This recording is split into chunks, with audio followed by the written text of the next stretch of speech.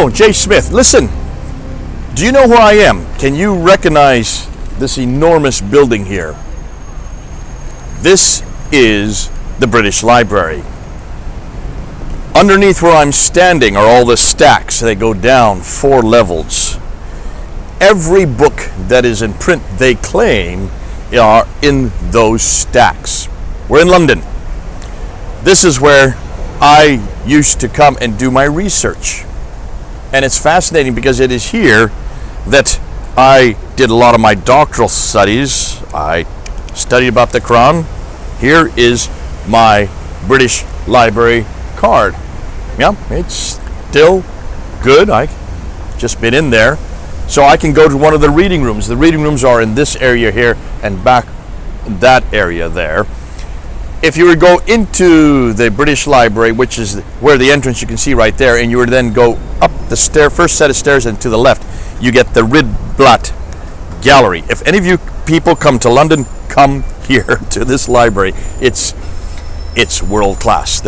I don't think there's any other library that is comparable. I know that the U.S. Library of Congress claims that they have as many books, maybe more books, but certainly not as old books as they have here. In that Rydblatt Gallery, you will see the Sinaiticus, 4th century Bible. Next to it is the Alexandrinus, 5th century Bible.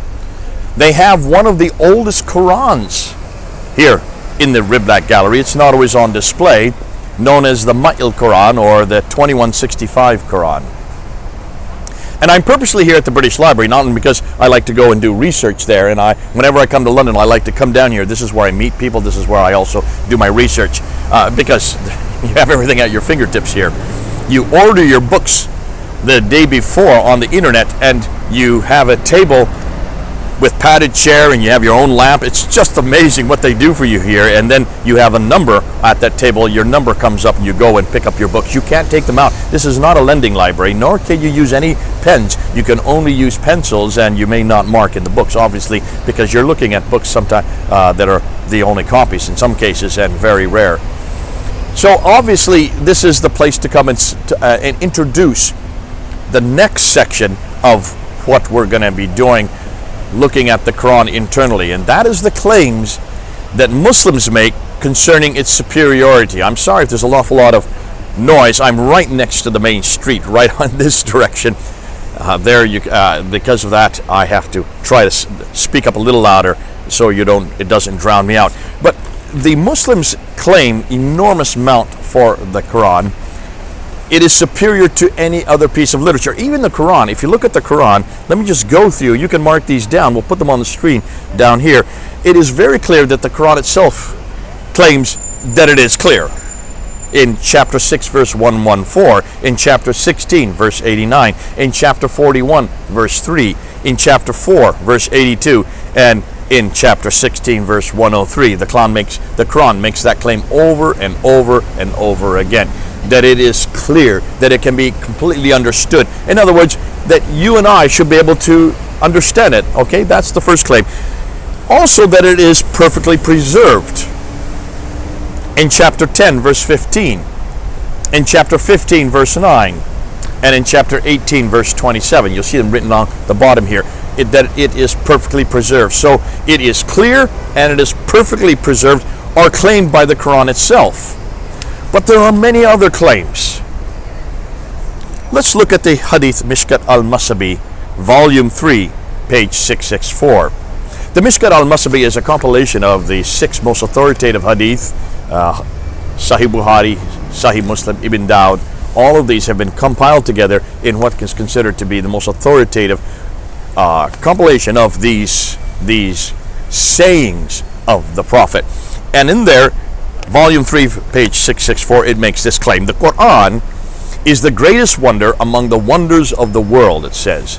This book is second to none in the world according to the unanimous decision of the learned men. That's interesting. So there's the first claim, that all men unanimously know that it is number one in points of distinction. That's the claim that all unanimous men believe. In style, it is superior, greatest wonder among the wonders of the world. 3, rhetoric. 4, thoughts and soundness of. 5, laws and regulations. Number 6, to shape the destinies of. And number 7, mankind. So can you see what I've done here? Look at all these claims that just the Hadith are making about the Quran. The greatest wonder among the wonders of the world. Second to none. There's no other book like it that comes close to it, they say. Gonna talk about that in the next video. And in what areas? Well, according to all the unanimous learned men, this is what they all say, unanimously, no one disagrees. That's quite a claim right there. I know the traditions love superlatives, and they love also to go way beyond what they have to do because they put it up so high. But look what these learned men all unanimously claim that it is the wonder of wonders in points of diction, style, rhetoric, thoughts and soundness of laws and regulations, and it shapes the destiny of all mankind, not just Muslims, but all mankind. Well, we're going to take those claims and we're going to ask them, and we're going to see now, what we're going to move into now is, can the Quran answer these claims? Is it the wonder of the wonders of the world, the greatest wonder among the wonders of the world? Is it really that? These next videos, these next episodes, we're going to be going through each one and asking, let's see how good it is in rhetoric. Let's see how good it is in literary style. Let's see how good it is concerning its diction. Let's see how good it is, whether it has good laws and regulation. Let's see if it is a book that shapes the destinies of mankind, and let's see if it is really something for all of mankind.